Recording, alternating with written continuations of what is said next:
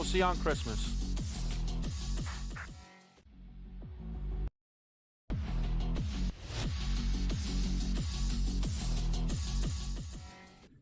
What's going on, and welcome to Pro Football Today post-game show. My name is Tom Vecchio. We're going over Monday Night Football, Packers, and even more Packers there at the end.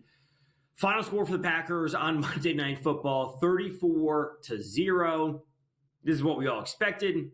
The Packers, they cover 14 and a half points.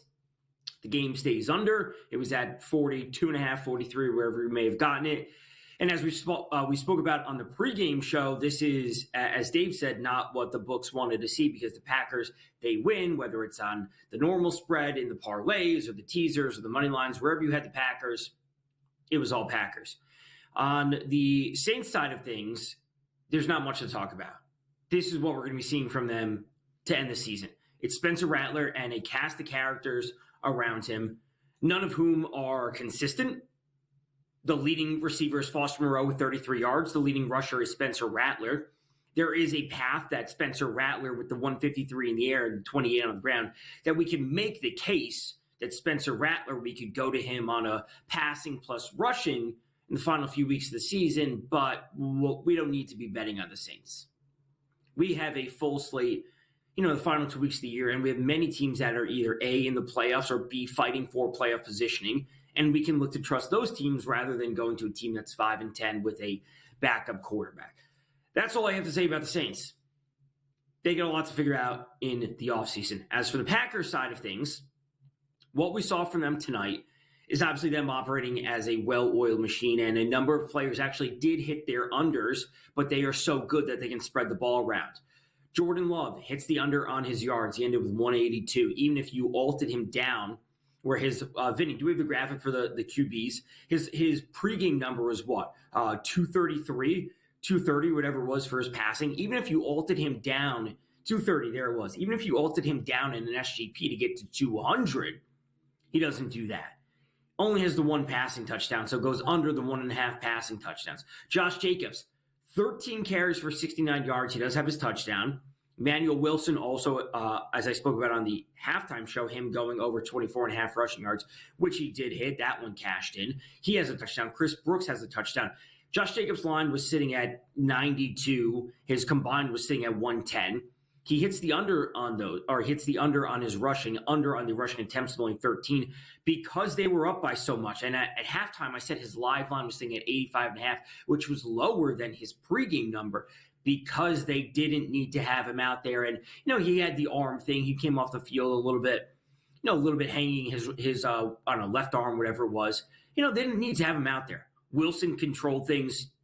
Chris Brooks got involved. They're handing the ball off to Bo Melton and Jaden Reed, and et cetera, et cetera. So we can run through the Packers, and my takeaway from them is going to be the same thing I've said over the past few weeks about them, is that they're so good as a team. It actually makes it really difficult to nail things down from a prop perspective. We will go over the Packers. We will take a look at the 2 Christmas Day games. We'll take a look at the Thursday night game. We got a lot to cover, lots of previews. Stay tuned here. Coming up against the break right now, Pro Football Today post-game show for Monday Night Football.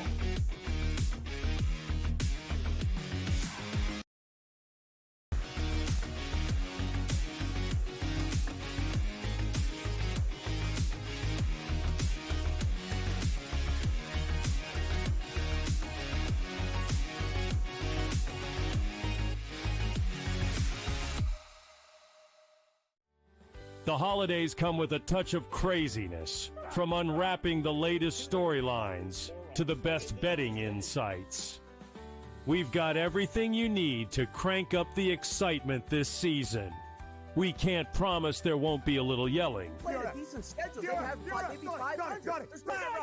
They just ruined my day. But we can guarantee a whole lot of fun. Merry Christmas from all of us at SportsGrid. I mean, this is week 16, and you're throwing this guy in the fire. I know the Giants suck, Scotty, but you got that backdrop. Just give it to Bijan 50 times if Penix isn't looking too well. And I also think Penn State has an easy track. And I think, to be honest with you, Indiana, people are all going to say they should have never been there. And listen, I just wanted to say one last time before that happens that you can all kiss my ass. Pharrell Coast to Coast, only on SportsGrid. And you're not riding Josh Allen. Yeah. Where have you gone? Don't tell me it's your Philadelphia Eagles, Donnie. Who's the team for you? You see that Vince Lombardi trophy that sits back here? That's a replica. And that's something that the Philadelphia Eagles have won as recent as 2017. The Buffalo Bills are notorious for making it to the Super Bowl and coming up lame, which they might be able to do. But my question is, can the Buffalo Bills even get to the Super Bowl? The early line, only on SportsGrid.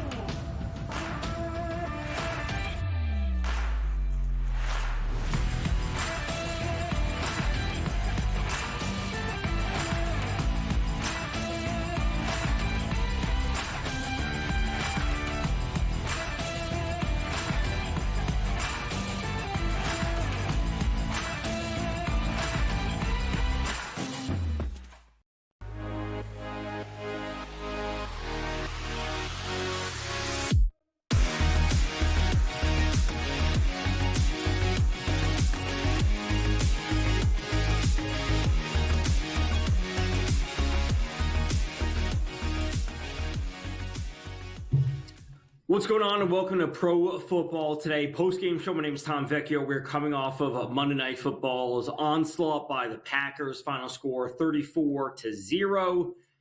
They cover, they win, the spread, the teasers, you name it. It's all Packers. Saints were the first team to be shut out in the NFL this season. And I want to talk about the Packers real quick because this has kind of been the theme for them all season, about what we're getting from them, at least when it comes to the receiving game. For the rushing game, we know that it's going to be Josh Jacobs when it's all said and done. But for the receiving game, Dontavian Wicks did lead the team with 7 targets, but Jaden Reed had 4, Tucker Kraft had 4, Josh Jacobs had 4, Dobbs had 3.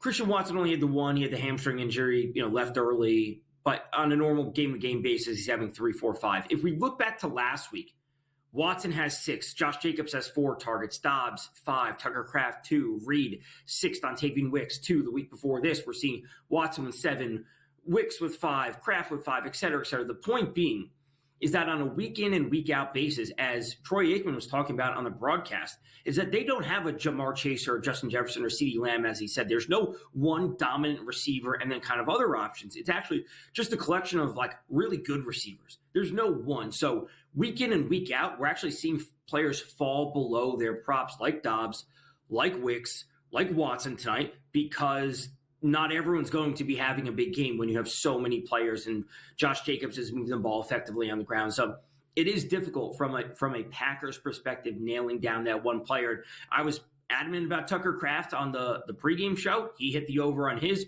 Reed hit the over on his, that long late throw. Josh Jacobs hits the over, but everyone else is going under. So that's kind of the story for the Packers, and it is for a number of teams across the league where they have a bunch of really good options, and sometimes those players can fail to hit some props. So let's jump over to Kansas City at Pittsburgh on Christmas Day. On Wednesday, we have 2 games we can go through. Vinny, if we have graphics for those, Chiefs at Steelers. Chiefs coming off another win on Saturday. They actually covered against the Texans. I don't want to say come from behind win for the Chiefs, but it is what it is when it comes to the Chiefs. They continue to win games. Dave was pretty adamant that the Chiefs would be losing a game on the road going up against the Steelers, which is something that we certainly could see. The Mahomes ankle issue, I think, is past him. He looked pretty good. He was scrambling. He had the rushing touchdown. I don't think we need to be too worried about that. If you are worried about that, and as I've said time and time again, the best spot to take the Chiefs is in-game. Although they are sitting at 2.5, which is a pretty favorable number to get the Chiefs. We've often seen them not covering 10.5-point spreads, when they're going up against the Panthers a number of weeks ago. They're not covering, spreads against the Raiders on the Black Friday game that we did pregame show for. They're not covering all these spreads, but they end up winning by 3 or 4 points. They're not covering by the missed field goal by the Chargers on that Sunday night game. So if you're worried about the Chiefs, just take them in game. They may not cover their pregame line. Again, 2.5 is a pretty good number to get them. Let's actually dive into some of these props because they are posted. I haven't looked at too many of these. I wouldn't mind looking to the rushing props in this game. Pacheco and Hunt, they obviously have a good combo in the backfield. I think we should potentially look to, I like Pacheco at 41.5 and sitting there, Kareem Hunt sitting at 33. I think the touchdown market is extremely interesting in this game. Extremely interesting. There's not a single player that is sitting at minus odds for a touchdown. As I have said, routinely stop laying minus money on touchdown props. George Pickens, who is expected to play this week, it's not fully confirmed, is expected to play for the Steelers, is sitting at plus 135. Isaiah Pacheco is sitting at plus 150. For a game that has a total at what is it, 44.5? Every player is sitting at plus money. So if you key in on those players, whether it be Pacheco at plus 150, Najee Harris at plus 155, maybe Kelsey actually finds his way into the end zone at plus 175, that is certainly interesting. At first glance for me from this list, I got to say, I think Hollywood Brown is going to be my favorite option to score a touchdown. He's sitting all the way up at plus 330. Obviously, he made a season debut this past Saturday against the Texans. They got him involved a bit. 5 catches for 45 yards. What's most important is he had 8 targets. Now, I would have to double check his snap rate and his routes run and targets per route run, all of those things, considering it was his first game back. But we're getting a receiver that they brought in the offseason for a reason, and we're getting him up at plus 330. I think that is a pretty solid price to get him. Again, considering they are favorites, we're dealing with a game that has a 44.5 over-under. So that's initially where I'd be looking, at least on the Kansas City side of things. When it comes to the Steelers, we really got to know if George Pickens is actually playing and will he actually be healthy, because we know that he does open up their passing offense in a big way. We would like to see George Pickens getting down the field, and that would lead to over 24.5 for his longest reception. Again, initial look, I am far more confident in seeing the offense from the Chiefs, and I was specifically looking to Marquise Brown, a.k.a. Hollywood Brown, for that touchdown. The other Saturday game, Baltimore taking on Houston. Baltimore 5.5-point road favorites, 46.5 over-under. Right off the bat, I certainly don't mind taking the over. Could certainly see some points in this game. We know that Tank Dell for the Texans is done for the year again. Another devastating knee injury or leg injury for him. The Texans claimed Deontay Johnson from the Ravens, and now he's going up against the Ravens this week. That is rather interesting. Will he actually be active? Who knows? But this likely needs to be a big running game from the Texans, and also should be seeing Dalton Schultz involved a good amount. Nico Collins, his prop is already sitting up at 94.5, which is just way, way too high to be betting on. So looking to a rushing game from Joe Mixon, whose line is only 66.5, and then Dalton Schultz, the tight end, to get involved for them. They're going to need a secondary pass catcher out there, of course, with Stephon Diggs done for the year, and now Tank Dell done for the year. Someone else's need to catch passes besides Nico Collins, and that might be Dalton Schultz. We're coming up against the break. Stay tuned to your Pro Football Today postgame show.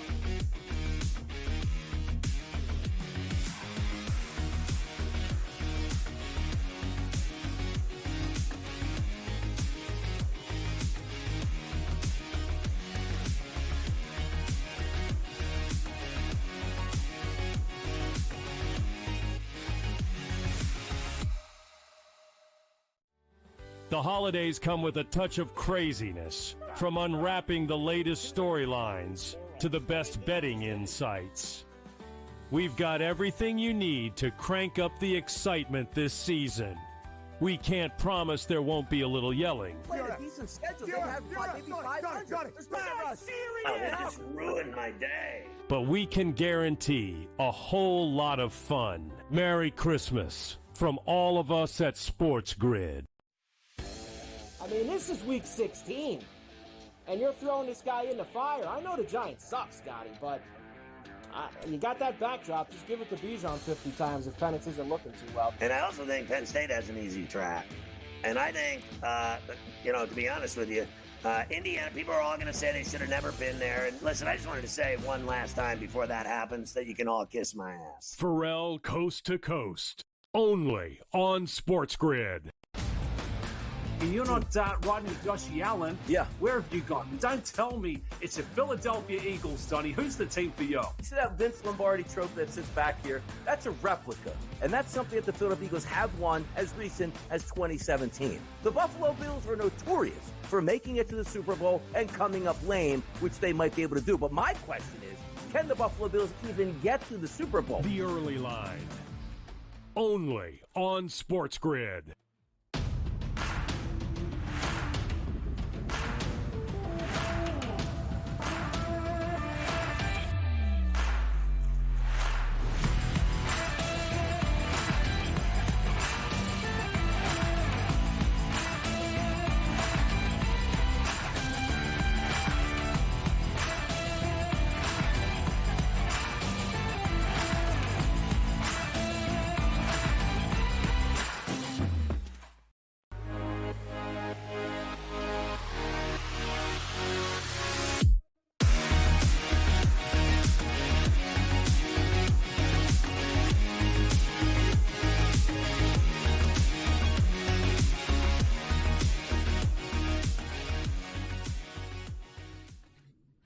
What's going on, and welcome back to Pro Football Today. Post-game show. My name is Tom Vecchio. We're coming off of Monday Night Football. It was all Packers at the start. It was all Packers in the middle. It was Packers at the end, 34-0 final. They cover. Saints are the first team to get shut out this week. Packers clinch their playoff spot. We are getting into the two Christmas Day games, and I want to take a step back and actually look at the playoff picture overall for the NFL, because a couple of weeks ago, the week, not this past Sunday, but prior to last Sunday, I set things up specifically about the AFC North. And at the time, the Ravens were plus 175 to win the division. And going into that week, the Ravens were 14.5-point road favorites visiting the Giants, and the Steelers were about to be playing the Eagles. And I said, if you wanted to bet the Ravens to win the division, the time was now. And I was saying this prior to that week. And what happens? The Ravens, they beat the Giants. Of course they do. The Steelers lose to the Eagles. And then what happens this past week? These two teams play head-to-head, and the Ravens win. And now the Ravens are sitting at minus 190 to win the AFC North. And the Pittsburgh Steelers are sitting at plus 160. And the Steelers have a very tough road, not only this week playing the Chiefs, but they also end the season playing the Bengals, who are red hot right now. And if they can get things to fall their way, they could mathematically be alive, not guaranteed. They could mathematically be alive next Sunday, not this coming Sunday, the following Sunday, to make the playoffs in the final week. So the boat has passed. The time to bet the Ravens was 2 weeks ago at plus 175. I have that locked in to win the division. Now, let's get to Thursday Night Football, not Wednesday Night Football, Thursday Night Football, which, of course, we will be covering here on the Pro Football Today pregame show. Myself, Dave Sherapan, Adam Kaufman. We see the Seahawks as 3.5-point road favorites visiting the Bears. 43.5 over-under. At first glance, this game doesn't seem super exciting. A team that's fighting for their playoff lives versus a team that has been out of it. But I mentioned this when we were talking in between segments on the pregame show with Adam and Dave. Caleb Williams has looked legit good in some of these recent games. And the Seahawks defense cannot stop anything when it comes to the pass game. We saw it last week with Sam Darnold. We've seen it week in and week out. The Bears have a lot of problems, but Caleb Williams is not one of them. 334 this past week, 2 touchdowns versus the Lions. The Monday night game wasn't amazing, 191, 1 touchdown. Week before that wasn't amazing, 134, 2 touchdowns. 256 and 3 touchdowns, 340 and 2 touchdowns. He has 2 or more touchdowns in 4 of the 5 pass games. He's passing for over 300 yards in 2 of these games, 250 plus in 3 of the 5. He's moving the ball, and the Seahawks defense cannot stop anyone. So I am cautiously optimistic as of now, looking at this game, that we're actually going to see some offense. The Seahawks have to play and win. They need to be winning games. And the Bears, while they have nothing to play for, at least they got some juice on offense. At least we're seeing it with Caleb Williams, Keenan Allen, DJ Moore, DeAndre Swift. We at least have viable offensive options on both sides. And, first glance, when I'm digging into these props, we're seeing Geno. Yeah, he's up at 259. Caleb Williams is at 215. We're seeing multiple receivers. JSN leading the way at 70.5 for the Seahawks. Keenan Allen, 59.5. DK, 59.5. DJ Moore, 54.5. Rome Odunze, the rookie, at 44.5. These players can get out there and rack up the yards. Now, what we see from the running backs on the Seattle side of things is a bit of a mystery because Kenneth Walker came back last week and didn't do really anything on the ground. And Zach Charbonnet in the 2 weeks prior, when Kenneth Walker was out, Zach Charbonnet looked really good. So I would honestly like to see Zach Charbonnet continue to play a big role for the Seahawks. But I'm optimistic about this game. And let's take a look at these TD props. We both Charbonnet and Walker tied at minus 200. That's obviously there for just kind of for placeholder. But Swift, JSN, Keenan Allen, DJ Moore, DK, these players are obviously seeing good usage. And what are we looking at for a total again? What did I say? 44.5? 43.5 for this game, 3.5 point spread. I want to say we're going to see some scoring. I want to say, listen, I'm not going to say the Bears are going to cover, but 3.5 is obviously a key number. A 24-20 kind of final, 3-ish touchdowns on both sides. Let's just say the Bears miss an extra point because that's what they do. They score 3 touchdowns, get to 20 points, miss an extra point. Seahawks score, they win, they are the better team. 3 touchdowns, a field goal, maybe 2 field goals. That's what we could be in for. So a lot more to get to. Other side, a couple more segments to run through the Sunday games. Stay tuned. Pro Football Today, the post-game show.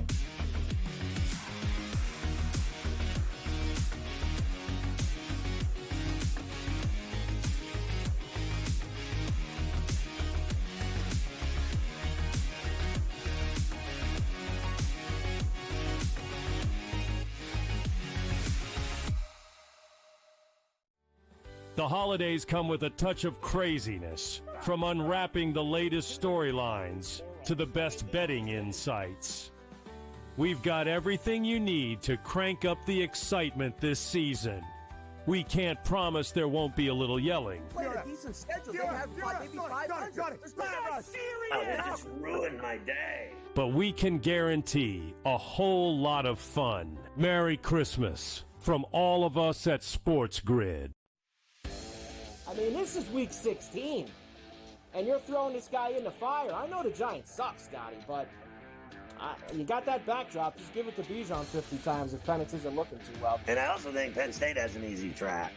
And I think, to be honest with you, Indiana, people are all going to say they should have never been there. And listen, I just wanted to say one last time before that happens that you can all kiss my ass. Pharrell Coast to Coast, only on SportsGrid.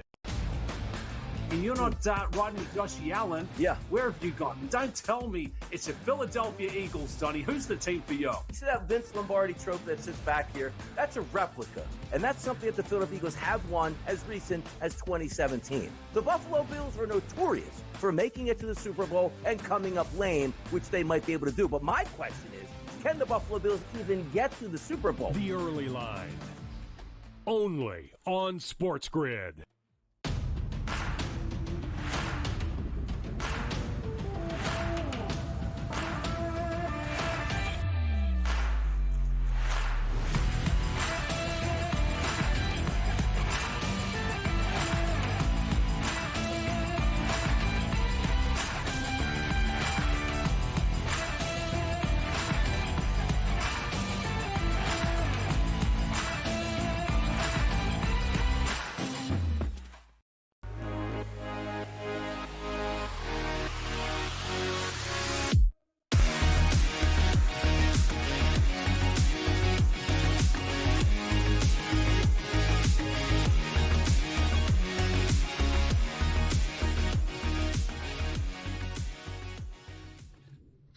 What's going on, and welcome to Pro Football Today post-game show. My name is Tom Vecchio. Monday Night Football ended. It was all Packers, 34-0. They cover. The under hits, the teasers hit, the money line parlays, you name it. Anything that had Packers was a winner. The prop side of things was a little bit of a different story. We saw a number of players hit their unders just because the Packers didn't have to push the ball down the field. There was no back and forth scoring. We are going over the Sunday slate. We previewed the two Christmas Day games on Wednesday. The Thursday game, which is Seahawks at Bears, 3.5-point spread. And now we are looking at the Sunday slate. And the Sunday slate is obviously going to be immensely important for a number of teams. The Broncos at the Bengals, playoff potential. The Rams at home. We have a lot to get to. There are some games which we have no interest in talking about. We can briefly talk about them if we have to, but let's get into it. And let's start with Chargers at Patriots. Is a 43.5 over under. It is a 4.5-point spread. Right now, the Chargers, they are holding down the 6th seed. They won last Thursday over the Denver Broncos. Both teams are sitting at 9-6. Chargers are obviously coming off of this huge win, and they certainly need to take care of business against a bad Pats team. But credit to the Pats, they played pretty well this past weekend. They covered against the Bills. So 4.5 points for the Chargers just seems like a bit too much. 43.5 over under, I do think feels spot on. Obviously, we'll need a weather report for next week once that starts to get rolling. But as usual, live lines are going to be, I think, the answer. If you're at least looking to take a side in this, the Chargers at -4.5, that's such a weird number. It's past 3, it's past 3.5. The Chargers at -2.5, that I can get behind. So either they start off super slow or the Pats get out and score. Look to take the Chargers -2.5 in game. They are the better team compared to the Pats, but laying 4.5 is a bit of a weird number. Again, immensely important game for the Chargers. Also important to note for the Chargers that they did open up their practice window for J.K. Dobbins to return from IR. Whether or not he's officially activated for this game or next week's game, whatever it might be, that is going to be important to note because they have not been able to move the ball on the ground. With Gus Edwards and Kamani Vidal, they have done absolutely nothing in the running game and has all been Justin Herbert. So if Herbert is still having to do a lot, if Dobbins does not get activated, we'll be looking at Herbert props later in the week. Next up, Broncos at Bengals is a 3-point spread, and it is a 49.5 over under. The offense from the Bengals is cooking. They have been doing the same thing week in and week out. And I don't know how many times on this show, on preview shows, on recap shows, I've had to say the same exact thing about the Bengals. Joe Burrow is awesome. Joe Burrow is putting up unbelievable numbers this year. The yards, the touchdowns, the completions, the completion rate, you name it. He is doing it week in and week out. Jamar Chase is awesome. I legitimately think that they want to go out there and lead the league in passing and receiving respectively. And the issue for the Bengals is never their offense. It's always their defense, which is terrible. So 49.5 over under feels right considering A, they can score. Their defense is terrible. The Broncos can also score. But a part of me wants to say that the under is the right play, considering the importance of this game, considering that the Bengals' playoff hopes are still alive, considering the Broncos are coming off a loss that they blew a second-half lead against the Chargers. The importance of this game will have me leaning towards the under 49.5. Now, well, can the offenses get out there? Can Bo Nix, who has looked pretty good for the majority of the season, maybe not the last 2 weeks specifically, or last few weeks specifically, with the interceptions, can he get out there and score some points which would force this game over? Absolutely. We already know what Joe Burrow is going to do, and that's probably get close to 300 yards and at least 2 touchdowns. So I want to say 49.5 because the importance of the game, playoff implications, et cetera, et cetera.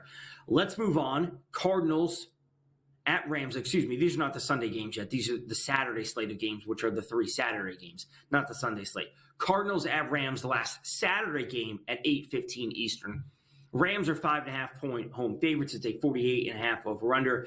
The Rams control their destiny to win the NFC West. As I said over a month ago, the Cardinals were frauds. They were. And the Rams had a better shot to win the division, which they do. coming away with the win last week. Couple that with the Seahawks loss to the Vikings, and the Rams are sitting pretty right now to win the division. Obviously, that is not finalized. They're holding down the 3 seed right now in the NFC, and they do play the Seahawks in Week 18. And with the Seahawks in a spot to come away with a win over the Bears, we are set up for an awesome final few weeks for the NFC West. We are, of course, not going to be siding with the Cardinals because they're frauds. We're going to be going with the Rams, who have been cooking outside of last week. It wasn't a whole lot of offense, given the weather issues that they faced against the Jets, and under 48.5 is also the play. Now, for the real Sunday slate, I should say, Cowboys and Eagles, the line is 9.5. It is 43.5 over under.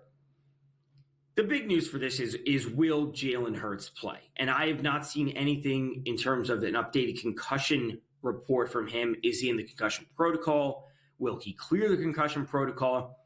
Because 9.5, if Kenny Pickett is going to be the starting quarterback, is way, way too much. The Cowboys, as we saw last night against the Bucs, Cowboys are not quitting.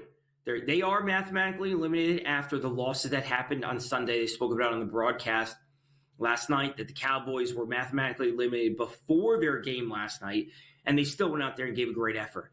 You're not going to tell me that the Cowboys want to play a bit of a spoiler role, prevent the Eagles from getting whatever seed that they may get in the NFC. The Cowboys want to go into the link and play a bit of a spoiler. So if you're going to say that Kenny Pickett-led offense is a 9.5-point favorite, as much as I think the Cowboys are just exceedingly average or below average overall, I am not laying 9.5 points with Kenny Pickett.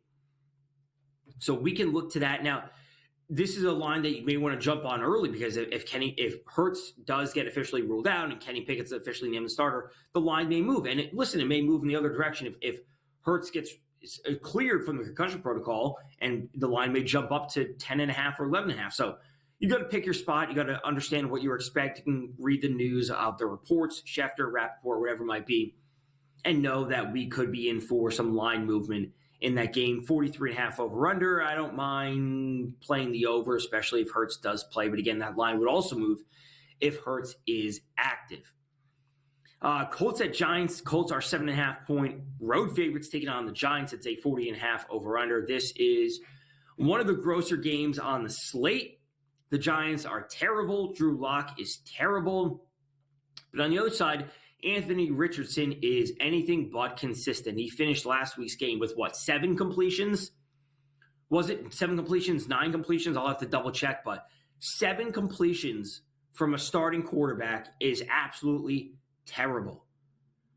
I've spoken about under on attempts for him. He is 7 of 11 yesterday for 131 yards. Obviously, Jonathan Taylor doing most of the work with 29 carries on the ground. That's probably the spot that we're going to be looking at, would be a Jonathan Taylor, some type of prop, whether it be rushing yards, rushing plus receiving, rushing attempts. We saw what Bijan Robinson did to the Giants defense yesterday.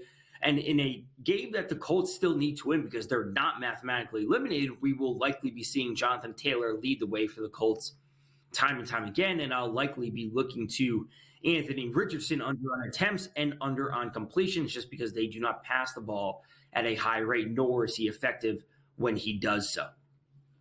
So we have a couple more segments to get through. We have a number of games to get to on the Sunday slate, Monday Night Football, wherever it might be. Stay tuned here on Pro Football Today. Again, Monday Night Football, Packers, 34-0 victory for them. They cover, they win. Stay tuned. Break coming up right now.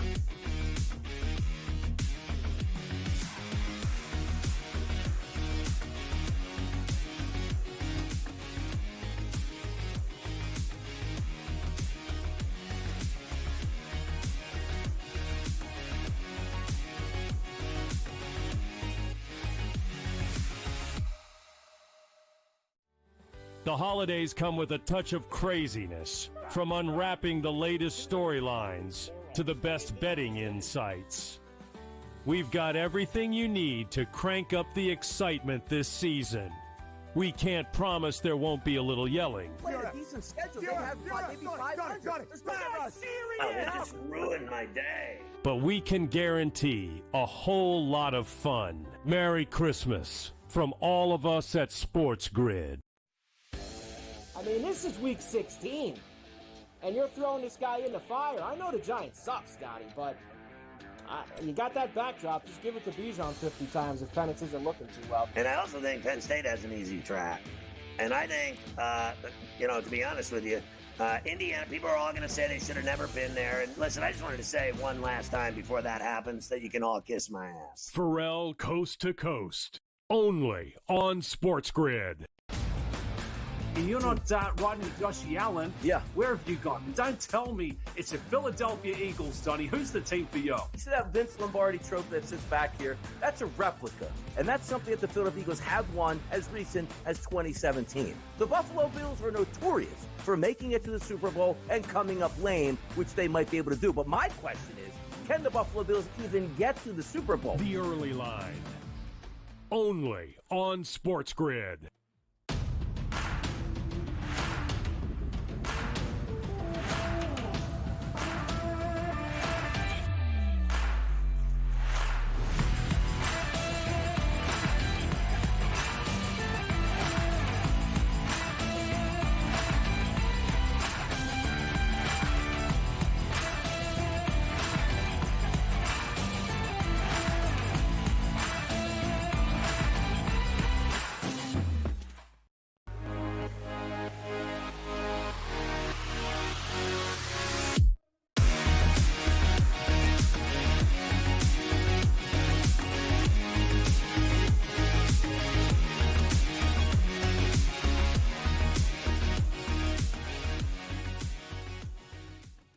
What's going on? Welcome back to Pro Football Today post-game show. My name is Tom Vecchio. We're coming off of Monday Night Football, Packers 34-0. It was all Packers right from the start. They clinched their spot. They're moving forward into the playoffs. We are running through all of this week's games, which include the 2 Wednesday games on Christmas Day, the Thursday night game, which is Seahawks at Bears, the 3 Saturday games, and now we're on to the Sunday slate. Now we're on to the Sunday slate where we have playoff implications, and we also have some games that are some really bad games. And that's just putting it lightly. We went through Colts-Giants, which is as average as you could possibly get to, below average. The Colts are still mathematically alive. The Giants are dead. Drew Lock is terrible. Malik Neighbors is awesome, but he can only get the ball so much. Tyrone Tracy is good. It should all be Jonathan Taylor. Next up, we have the Saints, who just got shut out. They are hosting the Raiders. It is a 1.5 point spread. It is a 39.5 over-under. We have Spencer Rattler, and we have Aiden O'Connell going for the Raiders if he's still going to be in there. This is not going to be a good game. If you like unders, if you like punts, it may be a good game. This is not going to be exciting. There's one clear play in this game, and that is Brock Bowers for the Raiders. Brock Bowers is on a literal record-setting rookie season as a tight end, and he's approaching Mike Ditka's record for receiving yards as a rookie tight end. That's the only play in this game. We're not trusting Aiden O'Connell. We're not trusting Spencer Rattler. We don't want to go to Kendre Miller. We're not going to Foster Moreau. We're not going to Jacoby Myers. It's whoever the Raiders have in the backfield. It's not going to be Abdullah. We're not going there. It is Brock Bowers if you are looking for a bet in this game, or you simply stay away. You don't have to bet every game. Now, if you're in a pick'em pool and you have to bet every game, every total, whatever it might be, your rules are, I don't mind taking the Raiders. Like, it is a literal coin flip game. I don't mind taking the points with the Raiders. They're coming off a win the other day. The Saints are obviously coming off the loss we just saw here tonight, about an hour ago. So look to Brock Bowers props, or just take the points with the Raiders, or simply stay away. Next up, the Bills, 9.5 point home favorites, taking on the Jets, a 46.5 over under. The Bills coming off a win versus the Pats where they did not cover as 14.5 point favorites. And we got this report pregame, or not even pregame, early Sunday morning, that Josh Allen has been playing the majority of the season with a broken left hand or fractured left hand. That was from Ian Rappaport. And he certainly kind of looked like it yesterday, not the Superman that he was over the prior few weeks, putting up 6 touchdowns against the Rams and the Lions. And that's not what we saw from him yesterday. So 46.5 over under. I like the under. I really, really do. The Jets offense is really, really incompetent at times. There could be weather in Buffalo. That's just pure speculation, given the fact that it's December, late December in Buffalo. We'll have to double-check the weather report on that, double-check the weather report in any of these games that could be facing cold weather, whatever might be. But I want to see some scoring early and then take a live under. That's where I really want to be going things. The 9.5 points, that's tough. That is tough, considering that the Bills couldn't cover against the Pats. And while the Jets aren't a good team, we could say they're maybe half a step better compared to the Pats. So 9.5 points is certainly a tough spot to be going. I really don't want to have to bet on the Jets, and it's obviously a thing I might have to do considering the pick'em pool that I'm in, but I may end up just taking the 9.5 points and laying it with the Bills. Next up, another football game. I'm not going to say it's good. The Jags are hosting the Titans. It's another 1.5 point spread with a 40.5 over under. This is basically a cookie cutter copy of what we have with the Saints and the Raiders. That is 1.5 points and 39.5 over under. This is 1.5 points and a 40.5 over under. An AFC South matchup that we've seen time and time again. And oh boy, is this game going to be bad. We have some bad games on tonight's slate, this weekend slate. So what can we expect from the Jags? Well, Brian Thomas Jr. is awesome, and he's the one that should be getting the ball. And we don't want to be going to too many other options. Maybe Brenton Strange, if he continues to play a big role in the passing game, considering we know that Evan Ingram is done for the year. You could be looking at one of those options. On the Titans side of things, they got the offense going a little bit last week. Calvin Ridley, long touchdown. So if you're interested in this game, Calvin Ridley, Brian Thomas on either side, Tony Pollard, Tajay Spears has been pretty good over the past few weeks. You can make the case that we could find some juice in this game. We can find some scoring because, hey, both defenses are terrible. Let's just get out there and kind of sling the ball. That's kind of what we saw from the Jags. Maybe not last week against the Raiders, but we saw it a couple weeks ago when they played the Jets, where Mac Jones got out there, almost threw it for 300 yards. He had the 2 passing touchdowns. Let's just get out there and score some points, right? Let's go for it on that extra 4th down. So I could convince myself of over 40.5 if I had to in this game. I certainly don't want to, but I could reason my way there, especially what we've seen from some of the offenses. Next up, Panthers at Bucks. Bucks are 7.5 point home favorites. There's a 49.5 over under. This is a huge, huge game for the NFC South. Considering that the Bucks lost last night to the Cowboys, and we saw the Falcons win when they were at home versus the Giants, this is an extremely, extremely important matchup. Now, the Falcons play the Commanders. We'll get to that game. It's on Sunday night. We'll get to that in a little bit. And then the Falcons play the Panthers in Week 18. You would like to say that's a winnable matchup for them. The Bucks play the Saints in Week 18. So they have the Panthers this week and then the Saints. Those are 2 winnable games for the Bucks. Considering that the Panthers are absolutely playing better where they were, I don't mind taking the Panthers at plus 7.5, but I think the Panthers cover and the Bucks win. That's my feeling for this game. Panthers cover, Bucks win. We have a few more games to get to. We'll touch on the Mike Evans prop for this. It's not posted yet, but we can circle back on what his numbers need to be if he's going to push towards 1,000 yards. Bucks win, Panthers cover. Mike Evans will hit some overs on props. We'll dig into all this as we're coming up against the break. We can run through what is just the final 4 games on this week's coming slate, highlighted by Lions 49ers next Monday night. We'll be back after this break. Stay tuned. Pro Football Today post-game show.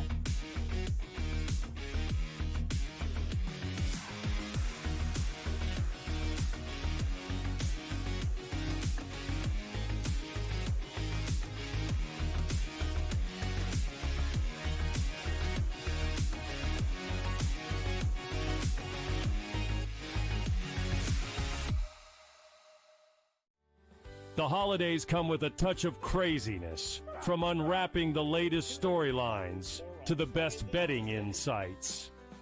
We've got everything you need to crank up the excitement this season. We can't promise there won't be a little yelling. Play a decent schedule. They have maybe 500. Oh, that just ruined my day. But we can guarantee a whole lot of fun. Merry Christmas from all of us at SportsGrid. I mean, this is week 16, and you're throwing this guy in the fire. I know the Giants suck, Scotty, but you got that backdrop. Just give it to Bijan 50 times if Penix isn't looking too well. And I also think Penn State has an easy track. And I think, to be honest with you, Indiana, people are all going to say they should have never been there. And listen, I just wanted to say one last time before that happens that you can all kiss my ass. Pharrell Coast to Coast, only on SportsGrid. You're not riding Josh Allen. Yeah. Where have you gone? Don't tell me it's a Philadelphia Eagles, Donnie. Who's the team for you? You see that Vince Lombardi trophy that sits back here? That's a replica. And that's something that the Philadelphia Eagles have won as recent as 2017. The Buffalo Bills are notorious for making it to the Super Bowl and coming up lame, which they might be able to do. But my question is, can the Buffalo Bills even get to the Super Bowl? The early line, only on SportsGrid.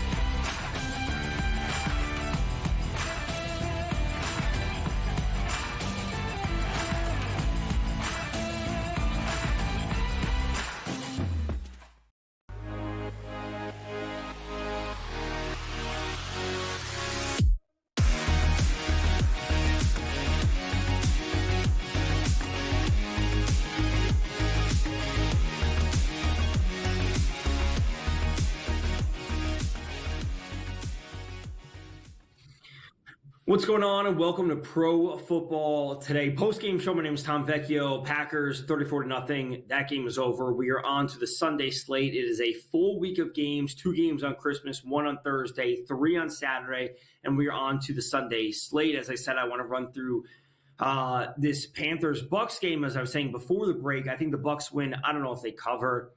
Mike Evans, as we know, pushing towards his 1,000-yard season, obviously fell behind his trend, or fell behind his weekly yardage that he needed because he was out for so many weeks with a hamstring injury. He is currently sitting at 818 receiving yards.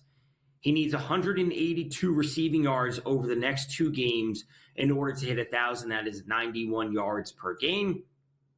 And he has 2 awesome matchups to do so. The Panthers this week, then the Saints to close things out. So, as I always say, and I will always be doing, I will, of course, be tweeting out any of the props that I'm on as they pop up throughout the week. Mike Evans is going for 90-plus this week. Of course, we'll ladder him up reasonably if his line opens at, let's say, 80, 81, which I think we'd all assume that's going to be in a pretty good spot.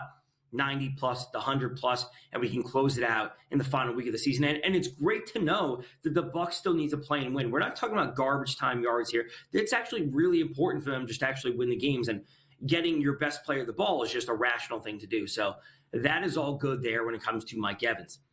Dolphins at Browns. Dolphins 6.5-point road favorites, 40.5 over-under. Technically speaking, the Dolphins are not eliminated from the playoffs. They are not eliminated from the playoffs. They're holding down the 9th seed at 7 and 8.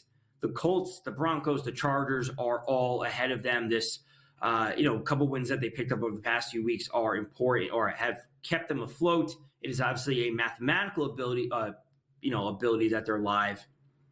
Whatever happens, happens. DTR, Dorian Thompson-Robinson for the Browns is terrible, and he should not be starting. James Winston should be starting. I want to start taking unders on DTR's props. If you want to look to Tua and Tyreek, and if Jalen Waddle doesn't play again, as we saw, he didn't play last week, we can, of course, look to them, look to Devon Achane for some props, because, again, the Dolphins still need to operate rationally because they're technically not eliminated. We have that game. Packers-Vikings, what a game this is going to be. 2 awesome teams. Packers is coming off this huge win. They are officially clinched. It is a 1.5-point spread. It is a 48.5 over-under.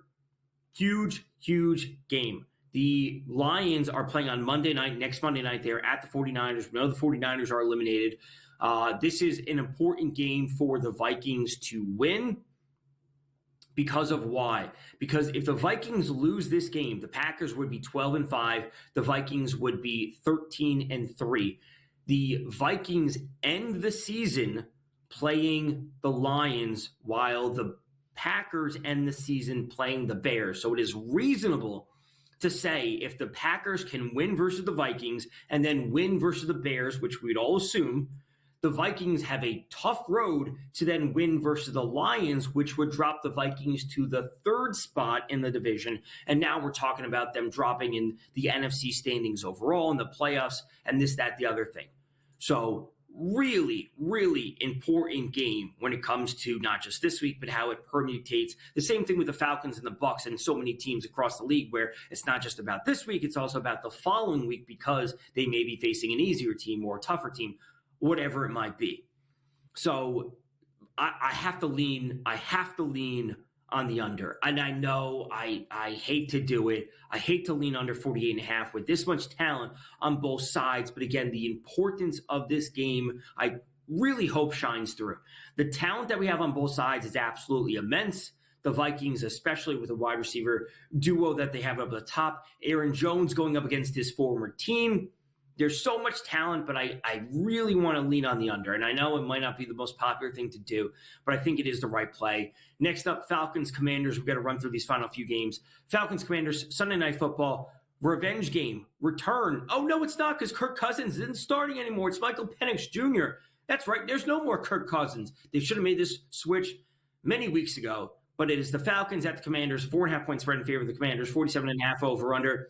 Give me the Falcons on the spread, 47.5 over-under. That I'm not so sure about. Next Monday night, Lions are visiting the 49ers. Is a 3.5-point spread in favor of the visiting Lions. 50.5 over-under. It's not just the Lions 3.5. It's the Lions minus 6.5, the Lions minus 7, and the Lions minus 9.5. This is a revenge game for them going up from last year's NFC Championship game where they didn't get it done. They will win that game by more than 3.5 points. That does it for Pro Football Today post-game show. Great week of football. Merry Christmas. Happy holidays. You name it. See you guys on Thursday.